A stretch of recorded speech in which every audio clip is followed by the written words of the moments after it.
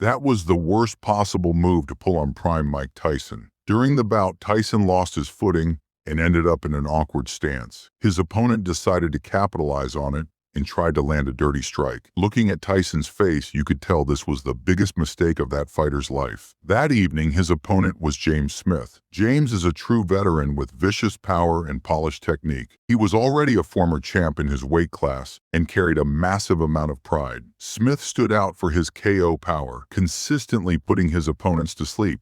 But this time, his opponent was clearly biting off more than he could chew. Tyson was already on his path to greatness, and the GOAT debates surrounding him were already heating up. From the opening seconds of the bout, Tyson landed a flush shot and shut down any chance of a counterattack. He was fluid with his footwork, making sure he wasn't a stationary target. It was a nightmare for Smith to find the range on a young, shifty Tyson. For now, the exchanges were mostly missing, with no visible damage on either side. Tyson kept closing the gap, landing heavy leather on the taller Smith. Smith managed to stick a couple of jabs to the chin, but he ate a nasty combination in return. Every time Smith tried to engage, Iron Mike answered with a more precise counter. No clue how he was threading the needle so easily against a much taller opponent. He was putting on a masterclass in head movement and looked completely dialed in. Smith managed to get under Mike's skin, leading Tyson to land a shot after the bell. Because of that, Smith looked gassed and was clearly falling behind on the scorecards. The second frame was mostly Tyson pressuring and both fighters constantly clinching. It ended pretty much the same way. By the third round, Tyson started turning up the heat and emptying his arsenal. He was finding the home for his shots more often, letting the damage accumulate. It paid off as his punches started piercing the guard, leaving the tall opponent's face battered and bruised. Smith was clearly fading, which was a gift for Mike. Smith was just eating shots one after another. In the final minute,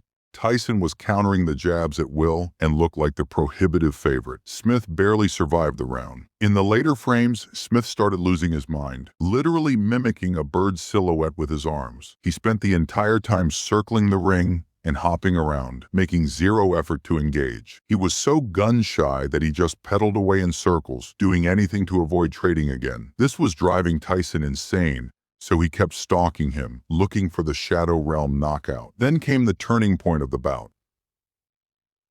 Well, that was... Whoop, I almost hit him on the floor there, and Tyson ramped up the volume, even as fatigue started to set in. True to form, Smith just ran even harder. Tyson was methodically banking rounds and setting the stage for the climax. It's impossible to count how many times he closed the distance and pierced Smith's guard. Ultimately, both fighters made it to the final bell. By unanimous decision, Mike Tyson secured the W.